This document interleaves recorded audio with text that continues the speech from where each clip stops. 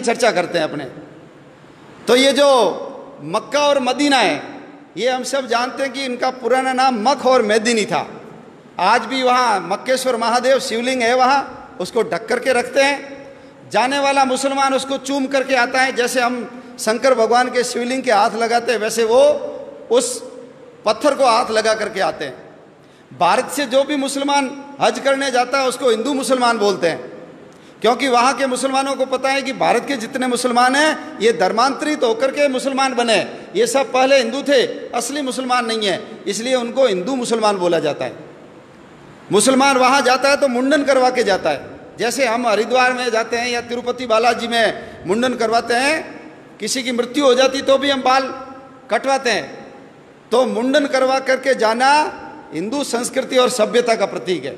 हमारे संत जैसे बिना सिला हुआ कपड़ा पहनते हैं वैसे ही वो कपड़ा पहन करके वहाँ जाते हैं, उस बिल्डिंग के चारों ओर परिक्रमा करके आते हैं, जैसे हम मंदिर में करते हैं। दुनिया की सारी मस्जिदों के ऊपर गुंबद है, लेकिन मक्का की मस्जिद के ऊपर गुंबद नहीं है। वो हमारी पुरानी संस्कृत वैद्यशाला थी, बच्चे पढ़ते थे वहाँ। आचार्य उनको सभी प्रकार के ज्ञान देने का काम किया करते थे। हरिद्वार से जैसे गंगा जल भर करके लाते हैं वैसे मुसलमान वहाँ से पानी भर के लाते हैं, उसको अब्बे जमजम बोलते हैं। ये हमारी पद्धति है, लेकिन वो हमारे हाथ से चला गया। उसके पास में एक देश है ईरान, उसका पुराना नाम आर्यन था। 80% जाट और 20% ब्राह्मण रहते थे, वो सारे धर्मांतरित होकर मुसलमान बन गए। एक देश है अरबस्तान, पुराना नाम है अरवनस्तान। अरवन संस्कृत में घोड़े को बोलते हैं, अरबी घोड़े बड़े प्रसिद्ध थे। चेतक घोड़ा महाराणा प्रताप का अरबी घोड़ा ही था, तो वो हमारा अरवनस्तान क्या बन गया?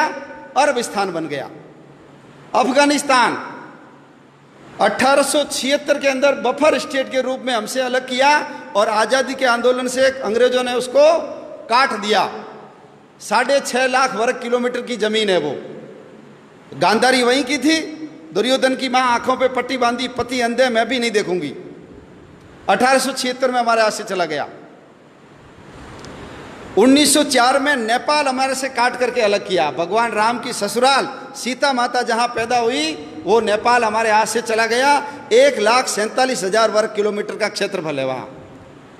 1906 के अंदर उसके पास में एक भूटान नाम का देश है, 46,000 वर्ग किलोमीटर का क्षेत्रफल है। 1906 में हमसे काट करके अलग किया। 1916 ये जो तिब्बत है, जिसका पुराना नाम त्रिविष्टप है, 25 लाख वर्ग किलोमीटर का क्षेत्रफल है। दलाई लामा वहीं के रहने वाले हैं। और देश की आज़ादी के बाद जब 1962 में चाइना ने आक्रमण किया, तब तक वो हमारे पास था। उसकी विदेश नीति, उसकी रक्षा नीति, उसकी रक्षा का काम हमारी सेनाएं करती थी। लेकिन हिंदी चीनी भाई भाई पंचशील के सिद्धांत, नेहरू जी की गलती के कारण वो चाइना ने हमसे हड़प लिया, दबा लिया।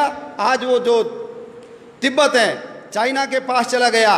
भारत और चीन के बीच में तिब्बत बहुत बड़ी भूमि थी, चाइना बॉर्डर से बहुत दूर था, लेकिन चाइना का बॉर्डर भारत के पास आकर के लग गया। 1935 भगवान राम ने जिस लंका को जीत करके सोने की लंका को ठोकर मार दी और अपने भाई लक्ष्मण को कहा जननी और जन्मभूमि स्वर्ग से बढ़कर है, वो 1935 में हमसे काट करके अलग कर दी। क्षेत्रफल कितना है? 66,000 वर्ग किलोमीटर। 1937 जिसको आज हम म्यांमार बोलते हैं, पुराना नाम है बर्मा, रंगून। याद करो, काले पानी की सजा के लिए सबको पकड़ पकड़ करके वहां ले जाते थे, और सुभाष चंद्र बोस ने आज़ाद हिंद फौज बना करके जो हमला किया था, रंगून अपने कब्जे में कर लिया था। वो बर्मा हमारे से 1937 में अलग कर दिया गया। बर्मा का क्षेत्रफल भी 6,70,000 वर्ग किलोमीटर है। 1947 आ गया। 1947 में ये जो बांग्लादेश, उस समय उसका नाम पूर्वी पाकिस्तान था, 1.5 लाख वर्ग किलोमीटर।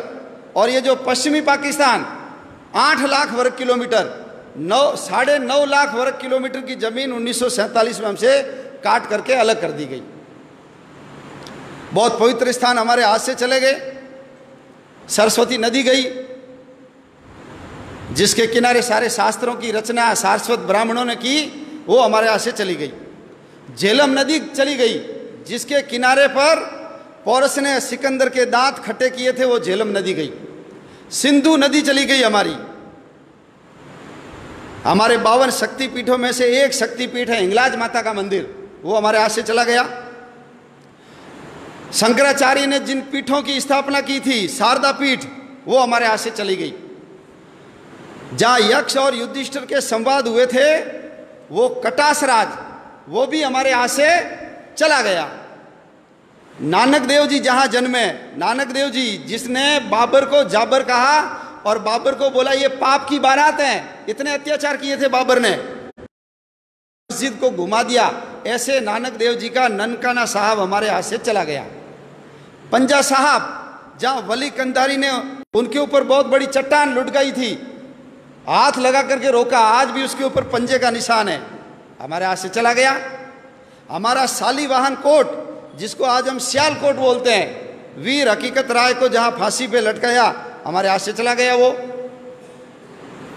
तक्षशिला का विश्वविद्यालय, चाणक्य जैसे शिक्षक और चंद्रगुप्त जैसे शिष्य जहां पढ़ते थे, वो हमारे हाथ से चला गया।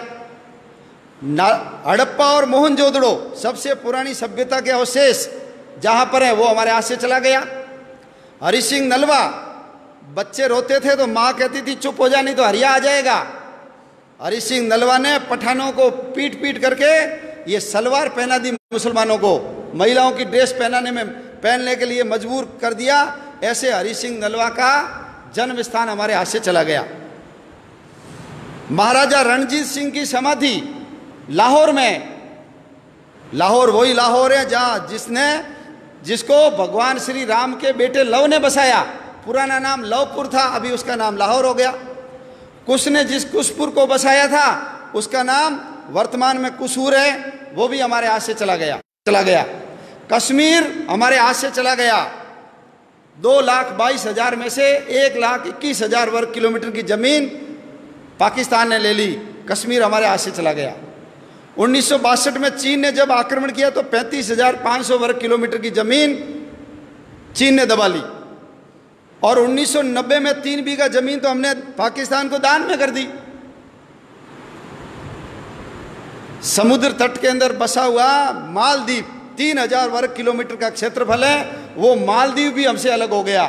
अंग्रेजों को समुद्र के अंदर अपने बेड़े रखने की जरूरत थी, इसलिए उन्होंने मालदीव को 1947 में ही अलग करके आज़ाद कर दिया।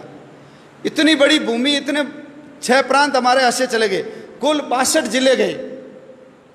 और जिसमें देश का विभाजन हुआ, हमारे कबूतर उड़ाने वाले अंकल जी जब लाल किले पे खड़े होकर के अपने शेरवानी के तीसरे बटन हॉल में गुलाब की कली सजा करके भाषण दे रहे थे, उसमें पाकिस्तान की सड़कों के ऊपर हमारी माँ बहनों को नंगा करके उनके जुलूस निकाले जा रहे थे। रेलों के अंदर काट काट करके भर भर रेलें भेजी जाती थी, बाला टांग करके बच्चों की एक के ऊपर एक, जैसे सुई के ऊपर फूल डाल करके माला बनाते हैं, ऐसे बच्चों को डाल डाल करके गांधी जी के लिए तोहफा, नेहरू जी के लिए भेंट, ऐसा लिख लिख करके वहां से भेजा जा रहा था। नर कंकाल इधर से उधर किए जा रहे थे, और हम गीत गा रहे थे, दे दी हमें आजादी बिना खड़ग बिना ढाल। एक बूंद भी खून नहीं बहाया और आजादी मिल गई, ऐसा उस गीत के अंदर वर्णन है। 12 लाख लोग मारे गए, 12 लाख लोग, 2 करोड़ लोग बेघर हो गए। लंबे लंबे मीलों लंबे काफिले, जितना सामान उठा सकते हो लेकर के चलो। कल्पना कर सकते हैं यदि कल हमको कह दे यहां से छोड़ के सब चले जाओ, इतना आलीशान मकान, इतनी बड़ी दुकान, फैक्ट्री, क्या बीतती है मन के ऊपर।